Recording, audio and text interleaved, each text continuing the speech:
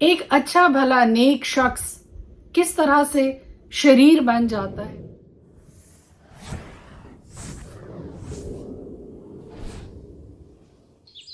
خدائے قدوس کے زندہ جلالی بابرکت پر فضل نام میں ایک بار پھر آپ کو سلام۔ آج کا تھاٹ جو میں آپ کے ساتھ شیئر کرنے والی ہوں ہر روز کی طرح سے انتہائی بابرکت ہے، انتہائی پر فضل ہے، کیونکہ یہ خدا کا زندہ کلام ہے اور سارا کا سارا جلال خدا باپ، خدا بیٹا، خدا روح القدس کے واحد نام کو دیتے ہیں۔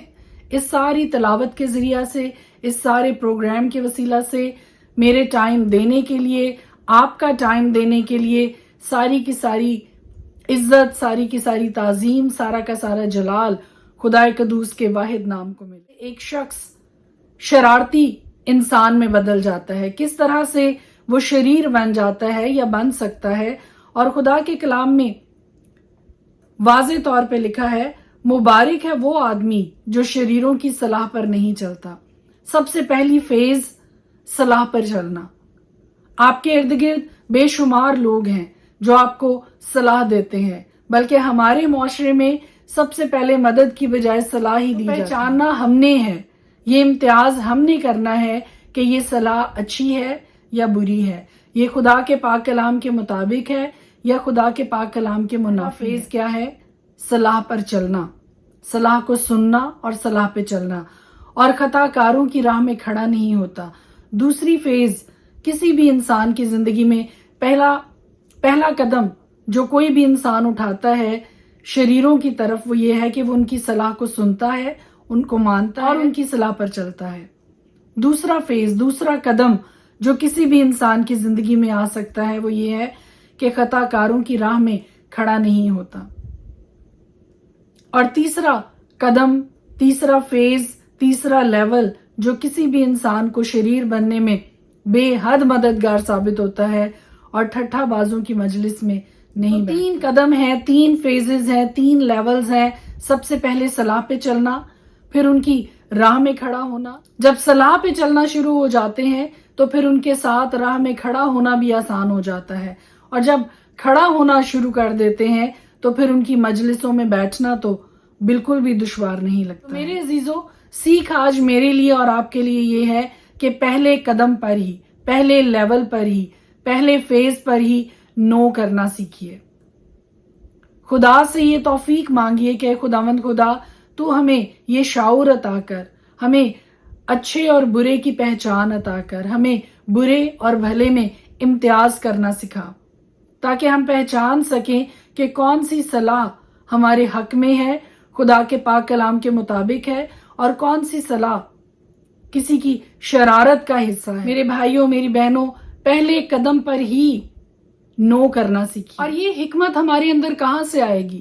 خدا کے پاک کلام میں لکھا ہے کہ خداوند کا خوف حکمت کا شروع ہے۔ جب ہم خدا کے خوف کو اپنی زندگی میں جگہ دیتے ہیں، اپنے دل و دماغ میں اس کو جگہ دیتے ہیں، تو خدا کا خوف ہمیں وہ حکمت، وہ دانش دیتا ہے جو ہمیں اچھے اور برے کی پہچان کرنا سکھاتا ہے، زندگی میں اچھے فیصلے کرنے کی توفیق عطا کرتا ہے۔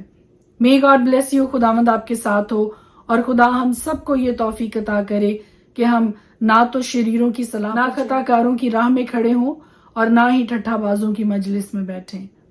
خدا کا فضل، خدا کی رحمت ہم سب کے ساتھ بنی رہے، آمین۔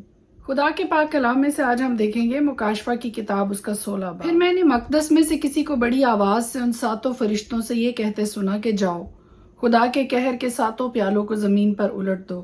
بس پہلے نے جا کر اپنا پیالہ زمین پر الٹ دیا، اور جن آدمیوں پر اس حیوان کی چھاپ تھی اور جو اس کے بت کی پرستش کرتے تھے، ان کے ایک برا اور تکلیف دینے والا ناسور پیدا ہو گیا۔ اور دوسرے نے اپنا پیالہ سمندر میں الٹا، اور وہ مردے کا سا خون بن گیا، اور سمندر کے سب جاندار مر گئے۔ اور تیسرے نے اپنا پیالہ دریاؤں اور پانی کے چشموں پر الٹا، اور وہ خون بن گئے۔ اور میں نے پانی کے فرشتہ کو یہ کہتے سنا کہ اے قدوس جو ہے اور جو تھا، تو عادل ہے کہ تو نے یہ انصاف کیا، کیونکہ انہوں نے مقدسوں اور نبیوں کا خون بہایا تھا، اور تو نے انہیں خون پلایا، وہ اسی لائق ہیں۔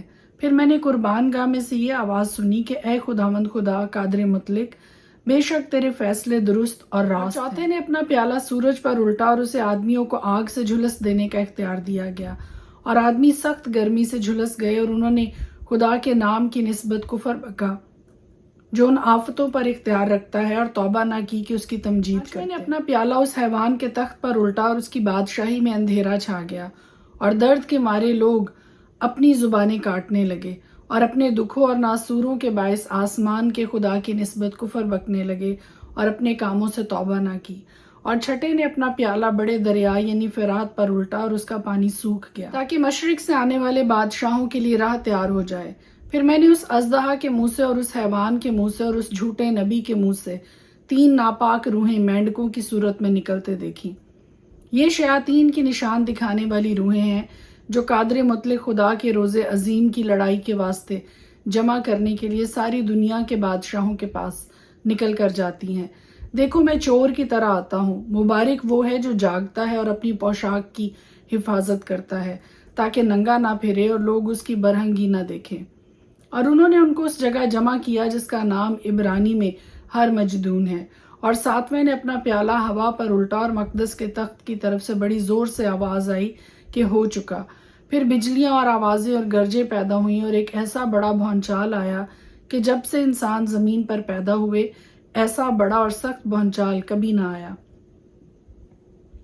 اور اس بڑے شہر کے 3 ٹکڑے ہو گئے اور قوموں کے شہر گر گئے، اور بڑے شہر بابل کی خدا کے ہاں یاد ہوئی تاکہ اسے اپنے سخت غضب کی مے کا جام پلائے۔ اور ہر ایک ٹاپو اپنی جگہ سے ٹل گیا اور پہاڑوں کا پتہ نہ لگا، اور آسمان سے آدمیوں پر من من بھر کے بڑے بڑے اولے گرے۔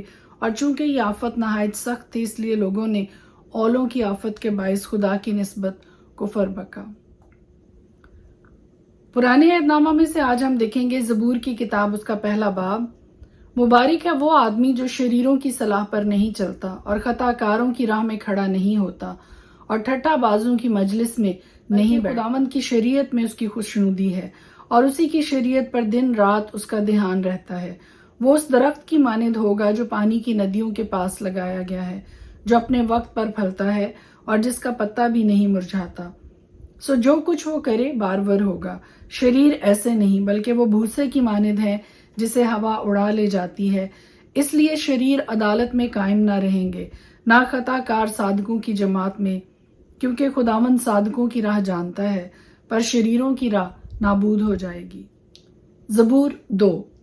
قومیں کس لیے طیش میں ہیں اور لوگ کیوں باطل خیال باندھتے ہیں؟ خداوند اور اس کے مسیح کے خلاف زمین کے بادشاہ صف آرائی کر کے اور حاکم آپس میں مشورہ کر کے کہتے ہیں، آؤ ہم ان کے بندھن توڑ ڈالیں اور ان کی رسیاں اپنے اوپر سے اتار پھینکیں۔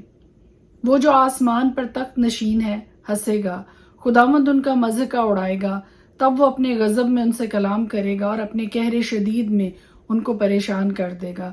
میں تو اپنے بادشاہ کو اپنے کوہ مقدس صہیون پر بٹھا چکا ہوں، میں اس فرمان کو بیان کروں گا۔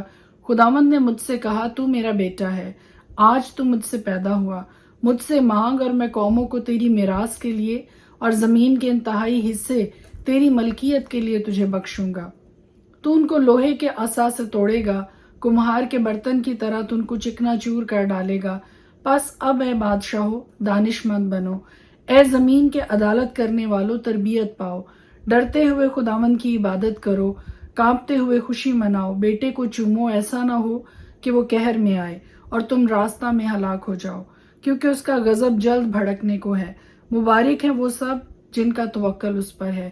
خدا کے پاک کلام کے پڑھے اور سنے جانے پر اس کی خاص برکت ہو، آمین۔